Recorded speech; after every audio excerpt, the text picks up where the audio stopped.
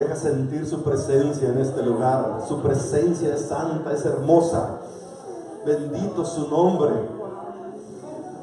Donde están dos o tres congregados en su nombre, ahí está Él en medio de ellos. Aquí estamos varios y su presencia está viva, se siente en este lugar su santa presencia.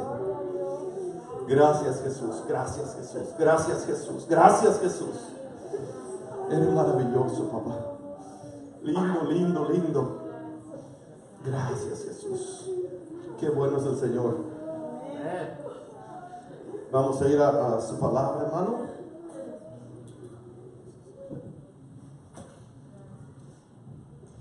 Como le dije, Mateo 5, vamos a hablar de las bienaventuranzas. Le invito a leer. A veces las lágrimas no lo dejan a uno, hermano, leer. Se le pone borrosas las letras. Dice el Señor así: bienaventurada, no, ¿dónde estoy leyendo? Oh, perdón, 5. Viendo la multitud, subió al monte y sentándose, vinieron a él sus discípulos. Y abriendo su boca, les enseñaba diciendo: bienaventurados los pobres en espíritu, porque de ellos es el reino de los cielos. Bienaventurados los que lloran, porque ellos recibirán consolación. Bienaventurados los mansos, porque ellos recibirán la tierra por heredad. Bienaventurados los que tienen hambre y sed de justicia, porque ellos serán saciados. Bienaventurados los misericordiosos, porque ellos alcanzarán misericordia. Bienaventurados los de limpio corazón, porque ellos verán a Dios. Bienaventurados los pacificadores, porque ellos serán llamados hijos de Dios. Bienaventurados los que padecen persecución por causa de la justicia, porque de ellos es el reino de los cielos.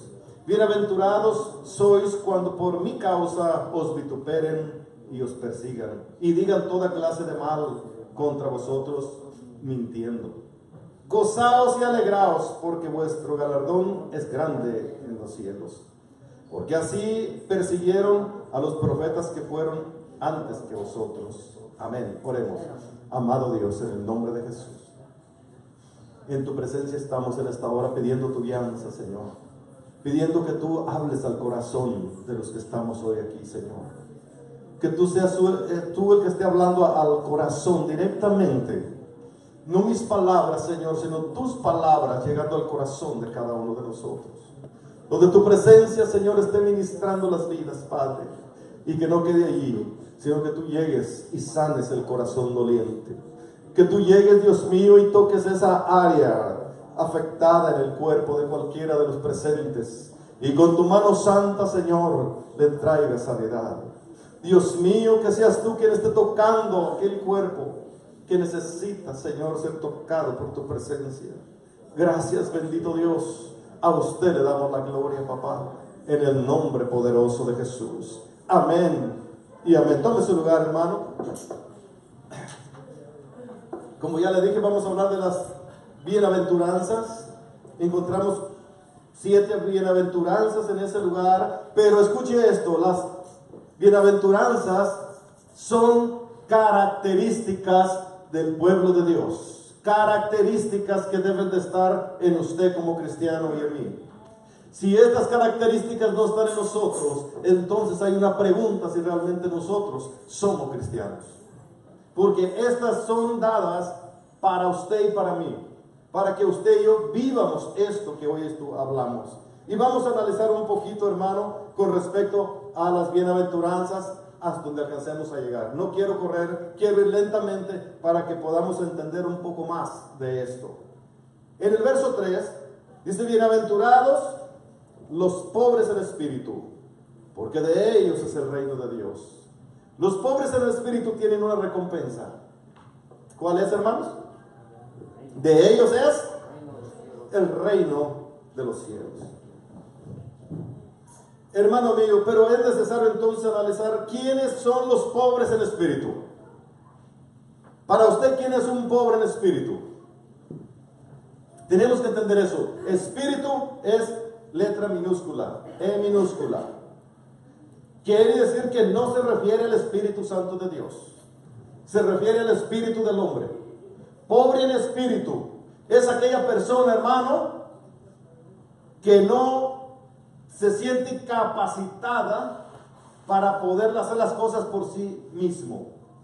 Para que entendamos mejor, compare esto con pobreza económica. Una persona que es pobre económicamente, en su economía no depende de sí mismo, sino depende de una compañía, de un trabajo, de una persona que suple su necesidad económica. El pobre en espíritu es una persona que no depende de sí mismo, pero depende de Dios. No está dependiendo, no está confiando en su propia vida o en sus propios hechos, en su propia fuerza, en sus propias capacidades o en su propia economía, en su dinero. No, está confiando en Dios. Este texto, hermano, es que me tenía todos estos 2 días o 3 días que ha estado en mí. Y Dios me está ministrando a mí primeramente. Estoy conociendo más a Dios, hermano, con esto. Cuando habla pobres en espíritu, hermano, hay gente rica en la iglesia, pero de un orgullo falso. Pero no son pobres en espíritu. Hay gente rica de ignorancia, pero no es pobre en espíritu. Arrogancia en el corazón y muchas veces de nosotros como cristianos, que tenemos la confianza en una cuenta o en un trabajo o en nuestra fuerza o en nuestra capacidad, pero no ponemos la confianza en Dios. Y el bienaventurado es aquel que depende en su totalidad de Dios. Ese es rico, es bienaventurado, de él es el reino de los cielos. Él es el que está en el camino de Dios bien, porque es humilde de corazón. Porque realmente no piensa en depender de su persona. No piensa en depender ni de este país ni de nadie más, sino depende de Dios. Cuando el hombre llega a ese punto, hermano, muchas veces es cuando está al borde de la muerte. Cuando empieza a ver y decir, ¿de qué me sirve esta cuenta bancaria? ¿De qué me sirven estas propiedades? ¿De qué me sirve aquello si estoy a punto de morir? Allí se da cuenta realmente que a veces somos pobres, dice la Biblia, y ciegos, y no tenemos nada. Porque ¿de qué sirven las cosas cuando uno está enfrentando a la muerte? De nada. Pero aquel que depende de Dios, hermano, tiene todo, porque al cruzar el umbral de la muerte se presenta ante Dios a una vida mucho mejor. Y tiene la garantía de que está con Dios, porque Dios mismo lo dice, de ellos es el reino de los cielos. El Señor, cuando nos habla de los pobres en espíritu, nos está dando a entender que son personas que totalmente dependen de Dios. Hay gente que depende de su título, ¿verdad que sí? De sus conocimientos. Pero la pregunta es, ¿y usted como iglesia de quién debe depender? De Dios, hermano. Todos los cristianos deberíamos depender totalmente de Dios. En toda hora y en todo momento. No importa que estemos en Estados Unidos, donde es el país donde pura economía se oye hablar. Debemos depender de Dios. Hermano, ¿cuántas enfermedades están que llegan a la vida del hombre y le quitan la vida? Y el hombre pasó su vida dependiendo del dinero. Pero qué bonito que dependamos de Dios, hermano. Qué bonito que podamos decir, dependo en totalidad de Dios. Cuando el hombre, hermano, reconoce y se humilla y realmente sabe que está dependiendo de Dios, es bienaventurado, y de él, dice el Señor, es el reino de los cielos. Yo sé lo que es, hermano, sufrir hambre, pobreza al extremo. Y esto que dice pobre en espíritu es pobre en extremo. Pobre, tal pobre que no tiene para comer esta noche. Un ejemplo. Pobre, totalmente pobre, que no tiene nada, que no depende absolutamente de nada, sino de la mano divina. Cuando yo tenía 9 años, hermano, le cuento esto para que vean. Despertamos en la mañana, me levanté y llegué a la cocina y le di vuelta a la cocina. No encontré ni siquiera un pedazo de tortilla dura. No había nada. Y yo pregunté, ¿qué vamos a comer? Solo había una gallina allá cacaraqueando, era todo lo que había. Y pues esa. ¿Qué más? Había que depender ahora de la gallina, hermano. Porque no había más que más comer en casa. Nada. Y sabe una cosa, mi mamá por allí tuvo que ir con alguien a pedirle para comer ese día. Mi padre me hizo un plan de voladita, dice, mira hijo, mañana nos vamos a ir en la madrugada al cerro, aquel que ves por allá, a cortar changungas. ¿Sabe conocer las changungas? Las bolitas esas ácidas. Y vamos a traer para vender, para sacar para comer. A las 5 de la mañana y vamos al cerro, hermano. Y cuando llegamos allá nos llevó la sorpresa que apenas juntamos como 2 litros. A las 3 de la tarde veníamos llegando al pueblo. Íbamos por la carretera, no podíamos pedir un ride a los que pasaban porque no teníamos dinero y ellos cobraban. Pero Dios es bueno, hermano. ¿Usted cree que mi papá lo vendía era un vergonzosísimo? ¿Cuándo iba a vender eso? El que tenía que ir era yo. Cansado del cerro, con hambre, sin comer, a las 2, 3 de la tarde. Y irme por las calles a ver si alguien quería comprar eso. Y así de un chamaquito de 9 años. Me parecía Chavo del 8, hermano. Por lo menos en lo mugroso. Hermano, pero miren lo que hace Dios.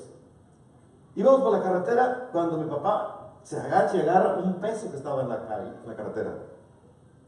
Y otro, se encontró 9 pesos. Oh, hermano, los benditos que los perdió. ¿Sabe qué hicimos? Llegando a la casa compramos 1 kilo de tortillas que costaba 5 pesos. No, perdón, 3 pesos. Y medio kilo de frijol que costaba 5 pesos. A las 6 de la tarde estaba almorzando con frijolitos bien calentitos y las tortillitas. Gracias a ese que perdió sus pesos. Yo pienso que Dios nos los puso ahí. Hermano, eso es pobreza a la que Dios se refiere. Que no tienes para comer al ratito. Eso es la pobreza de que se habla aquí. Extremadamente pobre. Y el hombre que está confiando, usted hermano que me escucha, si usted está confiando en lo que usted es, en lo que usted puede, en sus capacidades, déjeme decirle que usted está equivocado. El cristiano tiene que depender de Dios en su totalidad. ¿Quiere ver la gloria de Dios? Dependa de Él.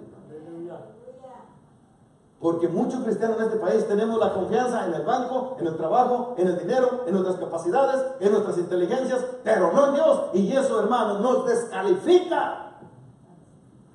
Cristiano debe tener la confianza puesta en Dios en todo momento. Hermano, si usted es de los que dice, yo no necesito que alguien venga a hablar por mí, yo también soy cristiano. Usted está mal, usted tiene orgullo falso en su vida. Porque la iglesia está puesta para una cosa, para que nos sirvamos unos a otros. Cuando Dios reparte los dones, ¿para qué los reparte? ¿Por qué no se los da a todos a reina? Porque los necesitamos para servirnos mutuamente, unos a otros. A este les da una cosa, a aquel otra, y entre todos, hermano, nos edificamos. Yo necesito de ustedes y ustedes necesitan de mí. Todos necesitamos de todos en la iglesia. Pero el orgullo falso que se siente uno rico, vanidoso, soberbio en su corazón, nos aleja de Dios, nos aleja de ver la gloria de Dios, de ver a Dios moviéndose entre nosotros. Dice el Señor que los pobres en espíritu, totalmente, hermano, que no tienen orgullo, los que trataron de interpretar esta palabra, dicen que ahí se refiere a desprendido, que se puede desprender en su espíritu de todo, hermano, y pone su confianza en Dios. A desprenderse de todo es para darle lugar para que Dios entre. Un ejemplo, si usted tiene un vaso lleno, ya no lo puede llenar. Hay que vaciar ese vaso para llenarlo de nuevo. Si usted está lleno de orgullo, lleno de vanidades, lleno de impotencia, creyéndose ser alguien, ¿de cómo lo va a llenar Dios? Tiene usted que vaciar toda esa basura de su vida y dejar que Dios lo llene. Y ahora, pero va a ser lleno, pero de la presencia de Dios. Trato de explicar esto porque a veces es difícil explicar este pasaje.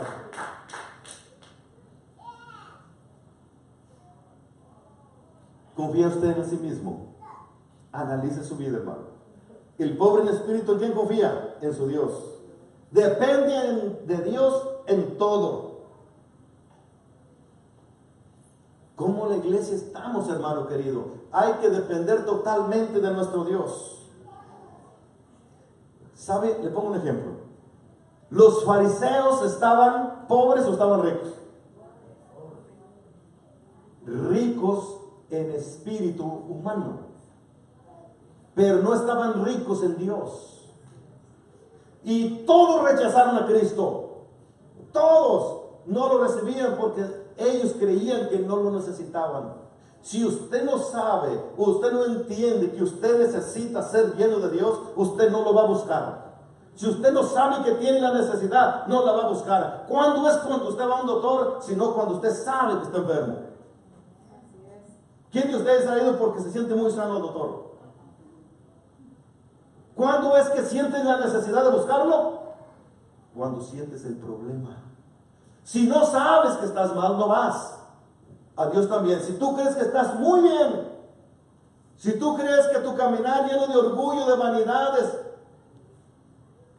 estás bien, nunca buscarás cambiar eso, pasear, desprenderte de esa basura que traes arrastrando. Mucho cristiano, hermano, traemos arrastrando esta basura. Dios inclusive aquí me estaba ministrando, hablándome a mí, no a ustedes, a mi persona, que yo necesito desprenderme de esas cosas, que hay cosas donde el hombre, hermano, confía en otras cosas antes de confiar en su Dios. Para mí es vergüenza porque tengo 20 años predicando su palabra, más de 20 años. Y el Señor me habla y me dice que hay cosas que tengo que desprender de mi corazón, que hay cosas que están ahí que no las he soltado por ignorancia. Y me venía mucho la palabra orgullo de ignorancia a mi propio corazón. Pensamos que no estamos pecando cuando somos soberbios, cuando somos rebeldes a Él, cuando queremos hacer nuestra voluntad y no la de Él. Cuando nos llenamos de tantas cosas, nos enriquecemos de tantas cosas de este mundo y a Él no le dejamos lugar. Si yo no desprendo todo eso de mi vida, si yo no quito todo eso de mi vida, ¿cómo Dios va a llenar mi vida? Es necesario sacar la basura para que Dios ocupe el lugar. Y a veces solo que pensamos en pecados graves, hermano. Pero esto, hermano, de no dar lugar a Dios, de no creerle a Dios, de no confiar en Dios, de no depender de Dios, es grave también. Es necesario, Dios quiere. Y Dios dice, bienaventurados, bienaventurados, felices los pobres en espíritu. Porque de ellos es el reino de los cielos. Miren qué bendición, hermano. El reino de los cielos está relacionado a la humildad, al reconocer que no somos capaces. Un hombre, hermano, pobre en espíritu, nunca jamás va a pensar que por sus obras se puede salvar. Por mi buen comportamiento me voy a salvar. Eso es inútil. Pues somos salvos por Jesucristo. Dependemos de Él. Pero cuánta gente, hermano, tiende a querer ser salvo por lo que hace. Y no podrá ser salvo por lo que hace, sino por la obra hecha por nuestro Señor Jesucristo. Él es el que nos da salvación y vida eterna. En Él debemos de tener nuestra confianza. De Él debemos depender. Pobres en espíritu, pero ricos en Dios. Llenos del Espíritu Santo de Dios. Esto es lo que Dios quiere de cada cristiano. De hecho, el cristiano tiene que ser lleno del Espíritu Santo. Hermanos, las iglesias de estos días necesitamos meternos en ayuno y oración, en clamor a Dios, porque para que Dios dé deseos de buscarle. Porque a veces ya no hay deseos de buscarle, hermano. La iglesia siente difícil, siente una pérdida de tiempo venir a la iglesia 3 veces a la semana. Imagínense que le va a buscar aparte de eso. Imagínense que va a perder un sábado para ayunar si hay tantos comeletones y fiestas. ¿Cómo está la iglesia de estos días? Solo es de pensarle, hermano. Dios no nos llamó a estar de fiesta en fiesta, sino a una vida de servicio. Pobres en espíritu.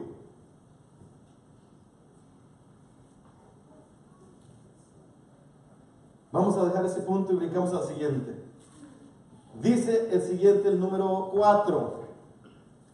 Bienaventurados los que lloran, pues ellos serán consolados. Bienaventurados los que lloran, porque ellos serán consolados. Va a haber consolación. ¿Para quiénes? Para los que lloran. Pero ¿por qué? ¿Llorar por qué? Hay gente que dice, es que yo lloro porque pues me arrepiento de mi pecado y mañana vengo y me arrepiento de mi pecado. Y otro, no se trata de eso. Pero yo le voy a decir una cosa, que una persona cuando se rinde a su Señor y se humilla a su Señor y empieza a adorarle desde el corazón, los ojos empiezan a llorar solos. Cuando usted empieza a hablar, intente un día hablar con su corazón a una persona.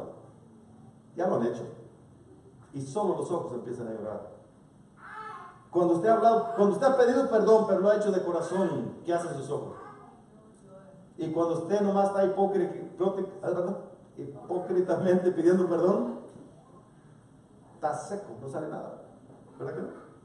Pero cuando lo haces desde lo profundo de tu ser, hermano, los ojos se conectan.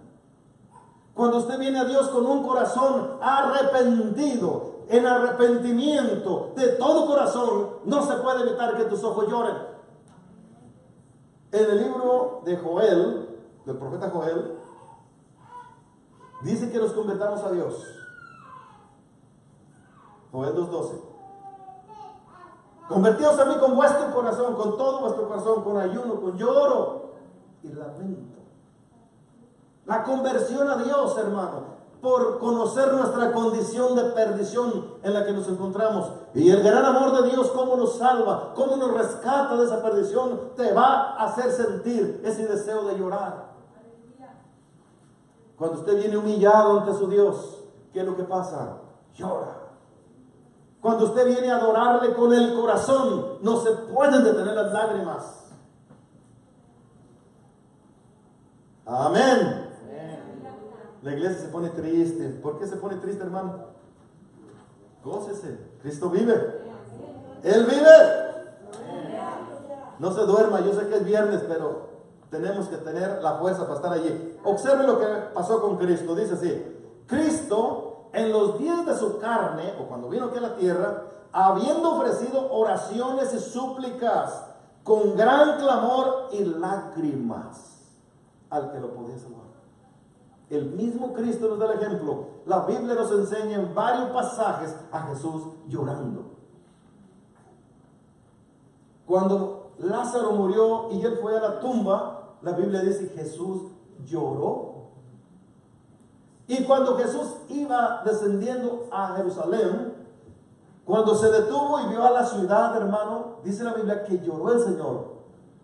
Y le dijo: Jerusalén, Jerusalén, tú que matas a los profetas y apedreas a los que te son enviados, ¿cuántas veces quise juntarte como la gallina junta sus polluelos y no quisiste? Y aquí vuestra casa será dejada. Y el Señor llorando le decía esas palabras a este pueblo. Cuando usted intercede por alguien con el corazón, las lágrimas no se pueden evitar. En otras palabras, tenemos que tener una relación del corazón con nuestro Dios. Y cuando usted viene a Dios, hermano, en esa condición, las lágrimas no se van a poder detener, van a salir. Pero cuando tenemos una relación muy por encima, muy seca, no pasa nada. Pero a Dios no le gusta eso. Dios quiere una relación directa con tu corazón. No quiere decir que pase la vida llorando, pero va a haber momentos cuando viene, mira, cuando tú ves a la gente hundida en pecado, te va a hacer llorar si estás en conexión con Dios. Si tú ves a una gente sufriendo terriblemente, te va a hacer llorar, porque tu corazón está conectado con Dios. Eres sensible. ¿Por qué? Porque Dios y tú están en conexión. Pero si estamos ajenos a Dios, no sentimos nada. Bienaventurados los que lloran. Oiga en la Biblia lo que dice el salmista: mis lágrimas han sido mi alimento de día y de noche, mientras me dicen todo el día, ¿dónde está tu Dios? Mire cómo habla el salmista: mis lágrimas han sido mi alimento, mi comida. Y Santiago dice así: afligíos, lamentad, llorad, vuestra risa se convierta en lloro y vuestro gozo en tristeza. Pero me llama mucho la atención Esdras, hermano. Esdras dijo esto: y orando Esdras y confesando llorando y postrándose delante de la casa de Dios. Se juntó una muy grande multitud de Israel, hombres, mujeres y niños, y lloraba el pueblo con gran llanto. Oiga, hermano, cuando se estaba leyendo en otro pasaje, dice la Biblia, cuando se estaba leyendo la ley de Dios, solo, hermanos, se estaba leyendo los libros de Moisés, y se estaba leyendo, y estaba el pueblo. Llegó el momento que todo aquel pueblo que había lloraba, que se oía a kilómetros de distancia el lloro del pueblo, solo por la palabra de Dios, y saber que su condición no era buena delante de Dios. Saber cómo Dios les estaba hablando y les estaba exhortando con su palabra, y al darse cuenta que su condición era ruin delante de Dios, lloraba el pueblo, pero a gritos, hermano. Así que no es algo nuevo.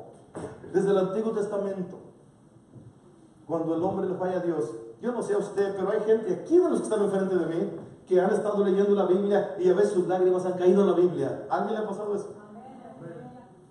Hermano, está leyendo y ay, Señor, sientes aquello bonito y empiezas a salir lágrimas. Hermano mío, bienaventurados los que lloran. Como hombres nos decíamos que solo eso es para otros, ¿verdad? Pero que los hombres no lloran, hermano. De que yo vine a la iglesia me he hecho tan llorón que yo creo que saqué todas las lágrimas que no las había tirado antes. Y antes predicaba llorando, ahora ya no quiero predicar llorando. Pero hermano, muchas veces me toca estar predicando y llorando. Y es algo que Dios pone porque estás conectado con Él. Bendito el Señor.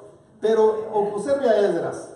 Dice, orando Esdras y confesando sus pecados. Confesando el pecado del pueblo. Y llorando. Y en varios pasajes usted va a encontrar que cuando se venían a buscar a Dios y a reconocer su falta, había llanto. Había lágrimas. O sea, no es nada nuevo que los hombres de Dios, las mujeres de Dios lloran. Había una mujer llamada Ana que estaba con una petición delante de Dios en el altar. Ella, hermano, se veía no llorando, sino se veía que estaba como ebria en ese lugar. ¿Acaso Dios le contestó? Dios contesta, hermano. Yo les he dicho a ustedes que Dios conoce el lenguaje de las lágrimas. Dios sabe cuando un corazón está llorando. Dios sabe cuando un corazón está contrito. Dios sabe cuando un corazón realmente se arrepiente y cuando no se arrepiente. El arrepentimiento está conectado a los ojos. No es como cuando iba usted con el cura y le decía que le perdone sus pecados comiéndose un chicle. No. Es conectado con Dios de tu corazón. Y cuando eso pasa, mire, es una relación de amor amorosa con tu Dios. Cuando vas a pedirle perdón de rodillas, hermano, te sientes más bajito que la tierra.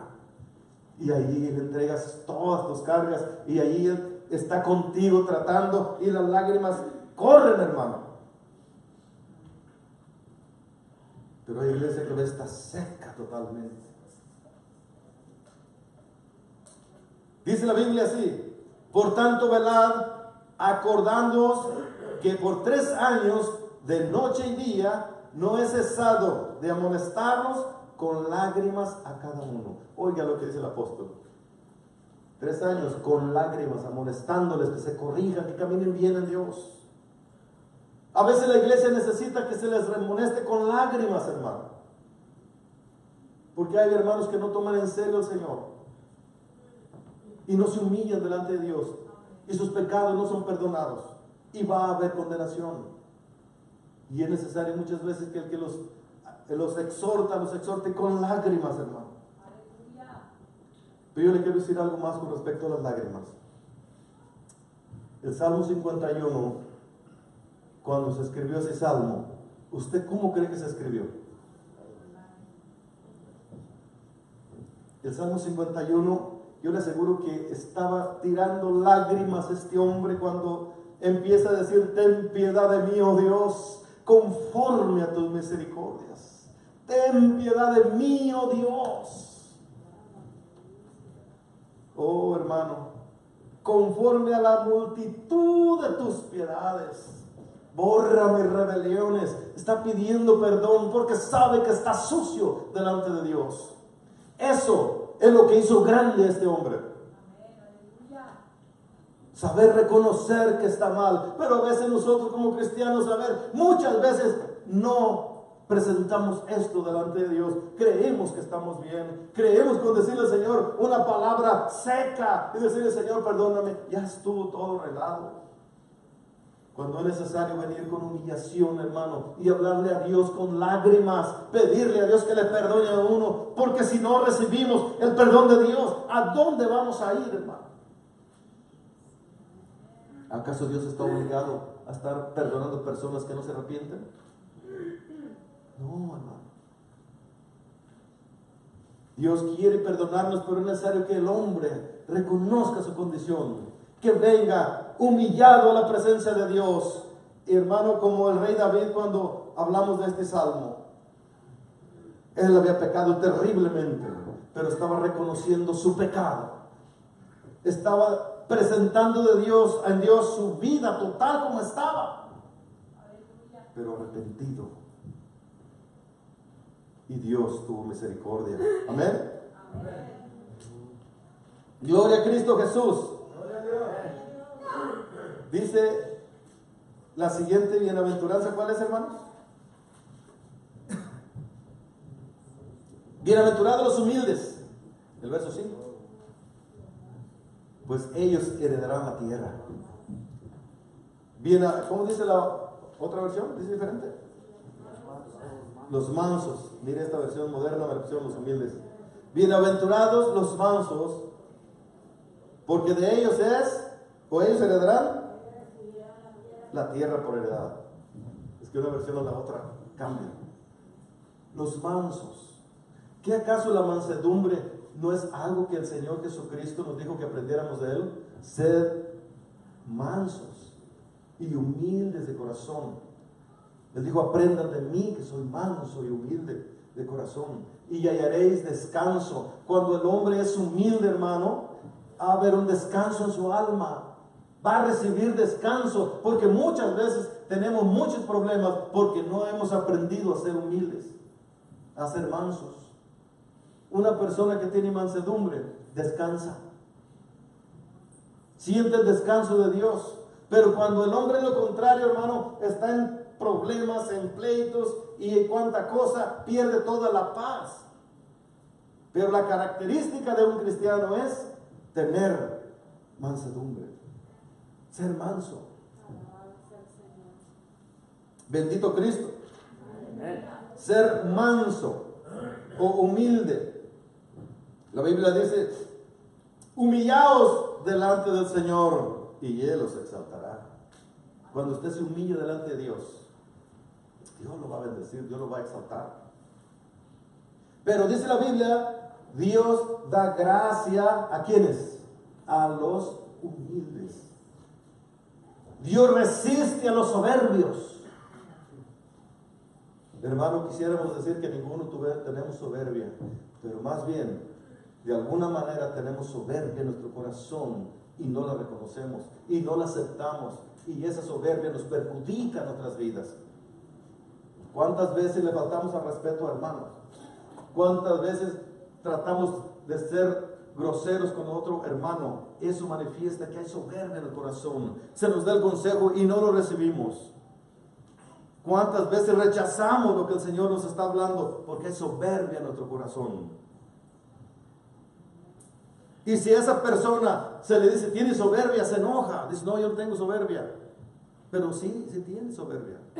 De alguna manera la soberbia, hermano, está en los corazones, pero es necesario minimizarla lo más posible y ser humildes de la manera que Dios nos manda. Porque hay premio para los humildes. Pero Dios les da gracia, pero al soberbio lo resiste. O sea, Dios está en contra de la soberbia. Hace poco hablamos de la soberbia en otro tema. La soberbia es algo que va en contra de Dios, pero la persona humilde, hermano, va a hallar gracia delante de los ojos del Señor. Una persona humilde tiene grandes ventajas. Dice el pasaje, lo volvemos a leer, bienaventurados los humildes, pues ellos heredarán la tierra. o recibirán la tierra por heredad.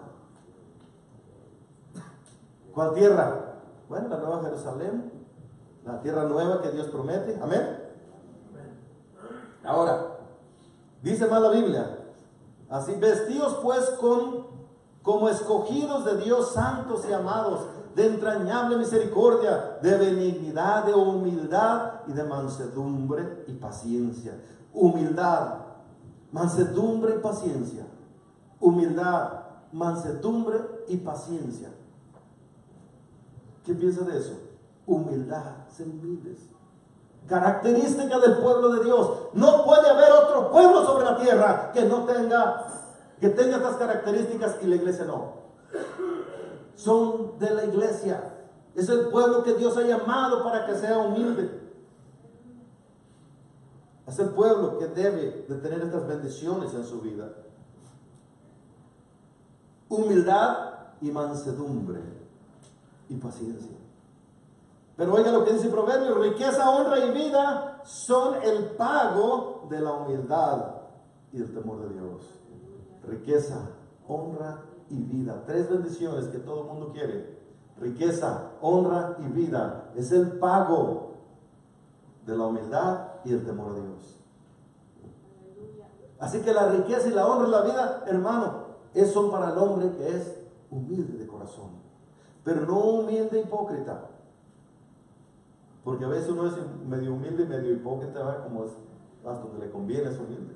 Y de repente saca los dientes, las uñas como una fiera. ¿Y dónde quedó la humildad? El gato esconde las uñas. Si usted no le ve la mano, no le ve nada. Cuando se enoja, te saca un susto.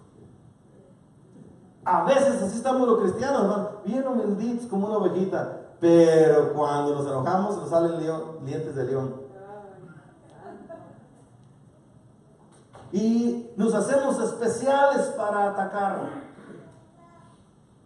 Eso no es humildad. Aprendamos de Jesús. ¿Cuál es la humildad de Jesús? La Biblia nos tiene toda esa información, hermano, y es maravillosa. Son características de usted y yo como cristianos. Tenemos que tener eso porque de hecho es lo que el Espíritu Santo produce en nosotros. A menos de que seamos ajenos al Espíritu Santo. Y si usted dice, hermanos, que no tengo eso, pues véngale a buscar la presencia del Espíritu Santo rápido. Vea lo que está mal en su vida. Corríjase para que usted logre recibir esto de parte de Dios. Es para todos los cristianos. Pero a veces nosotros no queremos soltar lo que traemos, lo antiguo. La Biblia dice que somos nueva criatura en Cristo Jesús, ¿verdad? Es exactamente a lo que se refiere. Estas características son las que reinan en nuestra vida. Si yo antes era agresivo, violento y lo que usted quiera, ahora tiene que haber esto dentro de mí. Quizás en diferentes medidas en cada persona, pero tiene que haber esto. Si usted es de los que se le está atacando a otros hermanos, yo quiero invitarle a que usted piense lo que está haciendo. Piense. No vaya a ser que usted termine siendo cizaña y no trigo. Yo mismo tengo que ponerme a ver quién soy y cómo vivo. ¿Qué hay dentro de mí? Si realmente Dios está trabajando en mí o simplemente yo estoy haciendo las cosas. ¿Es mi carne o es Dios? ¿Cristo vive? Humillaos pues bajo la poderosa mano de Dios, para que Él os exalte cuando fuere tiempo. Humillaos. ¿Qué es humillaos, hermano? Usted puede reconocer cuando un niño ya está humilladito, ¿verdad? Usted dice, ay, pobrecito, está humilladito. Se ve. Es lo mismo que tenemos que tener toda la iglesia, humillados delante de Dios. No hay soberbia. La soberbia te hace decir, ¿por qué esto? ¿Y por qué aquello? ¿Y por qué el otro? ¿Y por qué? ¿Y por qué? Porque está lleno de soberbia. Al omnipotente no se le hacen preguntas. ni se le reclama nada, porque Él es el dueño de todo, y Él hace y deshace, y Él es el rey, y no hay quien le diga nada, si qué está bien y qué está mal. Todo lo que Él hace está bien hecho. Pero sí nos podemos humillar delante de Él. Y sabe que un corazón humillado toca el corazón de Dios. Lo toca. De hecho, es la manera como nosotros podemos tocar su santa presencia. ¿Cómo podemos mover la mano de Dios? Cuando hacemos exactamente lo que hoy le estoy hablando. Cuando un hombre se desprende totalmente, que es pobre en espíritu. Cuando una persona es humilde delante de Dios. Es de la manera que el hombre toca a Dios. Nadie lo toca con su rebeldía, con su soberbia, con su enojo, con su mundanalidad, con su carnalidad. No se le toca a Dios de esa manera. No se puede. Dice la Biblia que Él da gracia a los humildes. El tiempo se va, hermanos. Yo quiero dejar unos minutos para orar. Después continuamos con las bienaventuranzas. Tengo deseos de orar por la hermana. Les digo algo, cuando llegó me dieron ganas de correr y abrazarla, pero me las aguanté.